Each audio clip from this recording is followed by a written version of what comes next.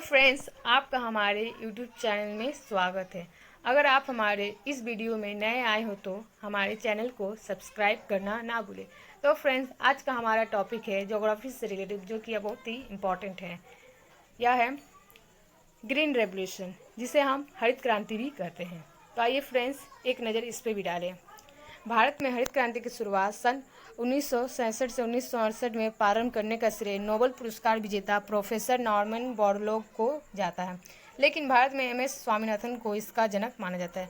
हरित क्रांति से अभिप्राय देश के शिक्षित एवं अशिक्षित कृषि क्षेत्रों में अधिक उपज देने वाले संकर तथा बोने बीजों के उपयोग से फसल उत्पादन में वृद्धि करना है। हरित क्रांति भारतीय कृषि में लागू की गई उस विकास विधि का परिणाम है जो 1960 के दशक में पारंपरिक कृषि को आधुनिक तकनीकी द्वारा प्रतिस्थापित किए जाने के रूप में सामने आई। क्योंकि कृषि क्षेत्र में यह तकनीकी एक आई तेजी से इसका विकास हुआ और थोड़े ही समय में इससे इतने आश्चर्यजनक परिणाम निकले कि देश के योजनाकारों, कृषि विशेषज्ञों तथा राजनीतिज्ञों ने इससे अप्रत्याशित प्रगति को ही हरित क्रांति की संज्ञा प्रदान कर दी।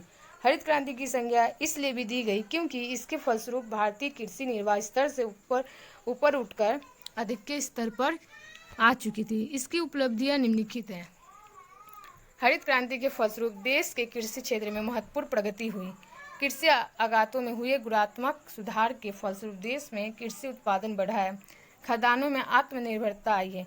व्यावसायिक कृषि को बढ़ावा मिला है। कृषकों के दृष्टिकोण में परिवर्तन हुआ है। कृषि आधिक्य में वृद्धि हुई है। हरित क्रांति के फलस्वरूप गेहूँ, गन्ना, मक्का तथा बाजरा आदि फसलों के प्रति हेक्टेयर उत्पादन एवं कुल उत्पादकता में काफ़ी वृद्धि हुई है। हरित क्रांति की उपलब्धियों को कृषि में तकनीकी एवं संस्थागत परिवर्तन एवं उत्पादन में हुए सुधार के रूप में निम्नलिखित देखा जा सकता है। कृषि में तकनीकी एवं संस्थागत सुधार। 1 नंबर, रासायनिक उर्वरकों का प्रयोग। नवीन कृषि नीति के परिणाम स्वरूप रासायनिक उर्वरकों के उपयोग की मात्रा में तेजी से वृद्धि हुई। 1960 से 1961 में रासायनिक उर्वरकों का उपयोग प्रति हेक्टेयर 2 किलोग्राम होता था, जो 2008 से 2009 में बढ़कर 128.6 किलोग्राम प्रति हेक्टेयर हो गया। इसी प्रकार 1960 से 1961 में देश में रासायनिक खादों की कुल खपत 2.92 लाख टन थी, जो बढ़कर 2008 से 2009 में 249.09 लाख टन हो गई। 2 नंबर, उन्नतशील बीजों के प्रयोग में वृद्धि। देश में अधिक उपज देने वाले उन्नतशील बीजों का प्रयोग बढ़ा है तथा बीजों की नई नई किस्मों की खोज की गई है। अभी तक अधिक उपज देने वाला कार्यक्रम गेहूं, धान, बाजरा, मक्का एवं ज्वार जैसी फसलों पर लागू किया गया है, परंतु गेहूं में सबसे अधिक सफलता प्राप्त हुई है। वर्ष 2008 में 2009 में 1000 क्विंटल प्रजनन बीज तथा 9.69 लाख क्विंटल आधार बीजों का उत्पादन हुआ था तथा 190 लाख प्रमाणित बीज वितरित किए गए। 3 नंबर, सिंचाई सुविधाओं का विकास। नई विकास विधि के अंतर्गत देश में सिंचाई सुविधाओं का तेजी के साथ विस्तार किया गया है। 1951 में देश में कुल सिंचाई क्षमता 223 लाख हेक्टेयर थी, जो बढ़कर 2008 से 2009 में 1073 लाख हेक्टेयर हो गई।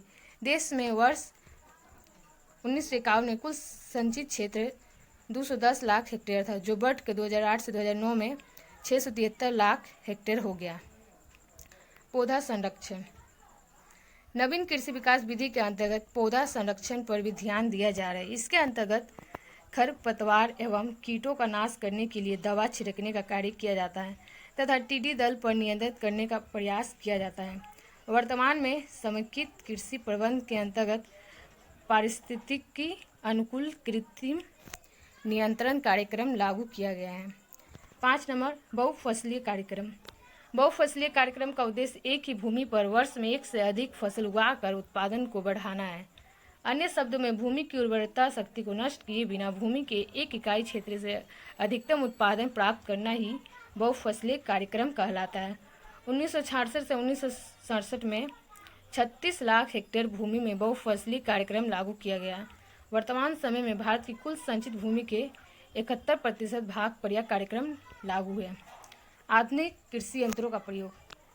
नई कृषि विकास विधि एवं हरित क्रांति में आधुनिक कृषि उपकरणों जैसे ट्रैक्टर, थ्रेसर, हार्वेस्टर, बुलडोजर तथा डीजल एवं बिजली के पंप सेटों आदि ने महत्वपूर्ण योगदान दिया है।